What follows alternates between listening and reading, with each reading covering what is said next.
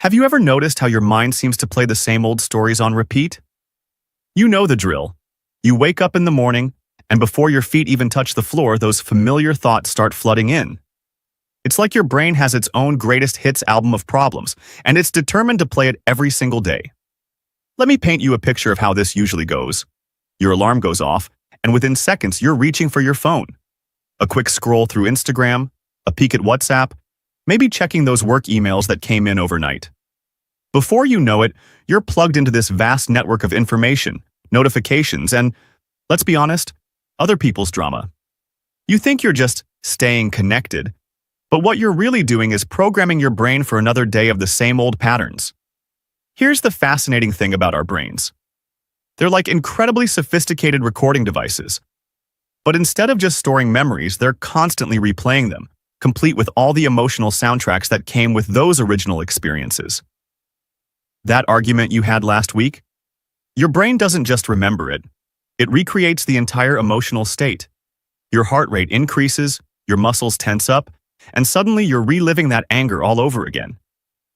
Think about that for a second. If you wake up and immediately tune into these old recordings, you're essentially starting your day in the past. It's like trying to drive forward while keeping your eyes fixed on the rearview mirror. No wonder we keep crashing into the same old problems. But here's where it gets really interesting, and a bit scary. By the time we hit 35, about 95% of who we are is basically running on autopilot. It's a carefully crafted program of behaviors, emotional reactions, and unconscious habits that we've built up over years. Meanwhile, that conscious mind of ours, the part that's saying, I want to be different, I want to be better, that's working with just 5% of our brain's processing power. It's like entering a weightlifting competition where you, with your good intentions and motivation, are going up against a seasoned bodybuilder who's been training for decades. Those old patterns, they've got some serious muscle memory. Now, I know what you're thinking. Great, so we're all just stuck in these patterns forever? But here's the good news. We're not. The key lies in understanding how to bypass what I call the analytical bouncer. That part of your mind that stands guard between your conscious thoughts and your subconscious programming. This is where meditation comes in, but not in the way you might think. I'm not talking about sitting cross-legged and chanting although if that's your thing, go for it. I'm talking about learning how to shift your brainwaves in a way that lets you access your mind's operating system. Think of it like getting administrative access to your computer. Suddenly, you can make changes at the core level. Most people wait for life to force them into making changes. They wait for the health scare, the broken relationship, or the career crisis. But here's my question. Why wait for the breakdown before you decide to make a breakthrough?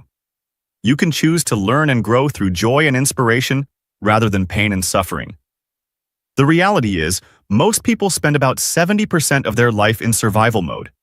They're constantly scanning their environment for problems, always anticipating the worst-case scenario.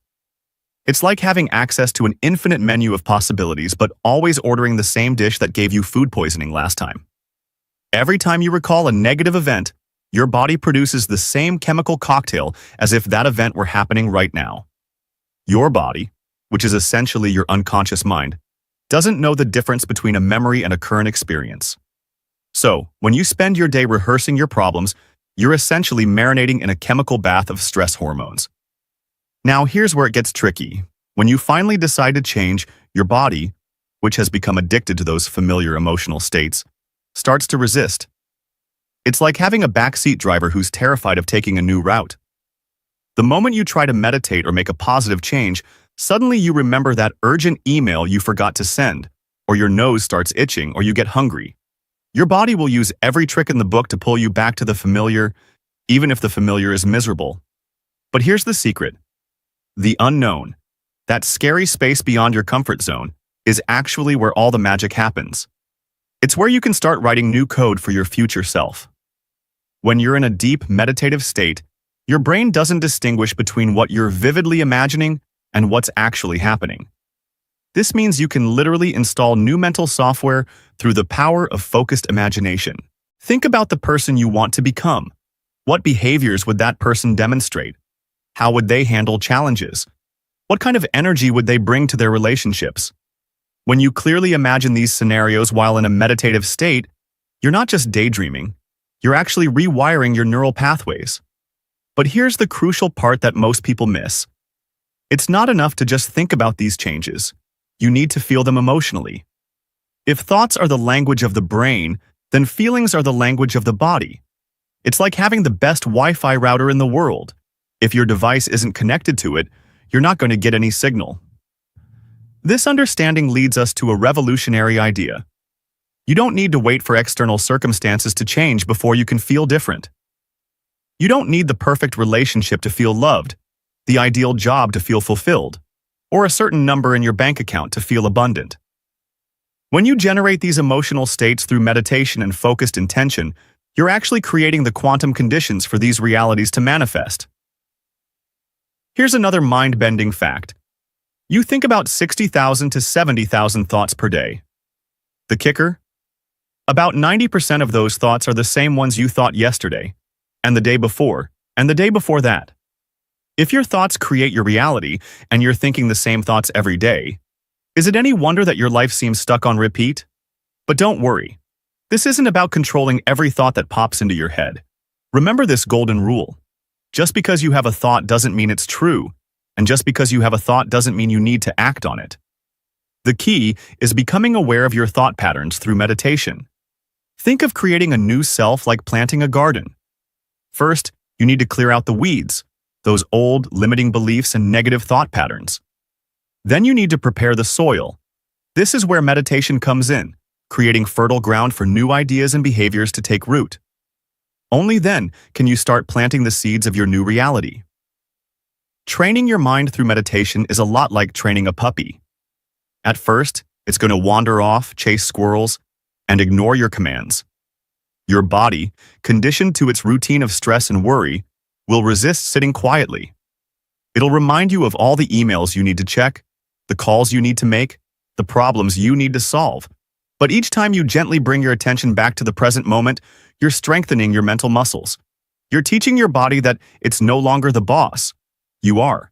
And just like a well-trained puppy eventually learns to sit and stay, your mind will learn to follow your lead rather than running wild with old programs.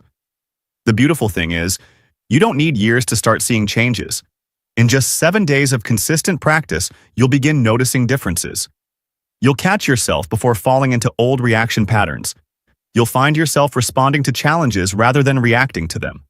Small shifts lead to bigger transformations. Remember, your brain is not just a record of the past. It's a blueprint for the future. Every time you sit down to meditate, every time you choose a new thought pattern, every time you generate a positive emotional state, you're not just changing your mind, you're literally rewiring your brain and creating new possibilities for your life. The question isn't whether you can change. The question is, are you ready to step into the unknown and become the person you know you can be? The future is not something that happens to you. It's something you create. One thought, one emotion, one meditation at a time. Your journey of transformation doesn't start tomorrow or next week or when everything is perfect. It starts right now, in this moment, with your next breath. The power to reprogram your mind has always been within you. You just needed to remember how to access it.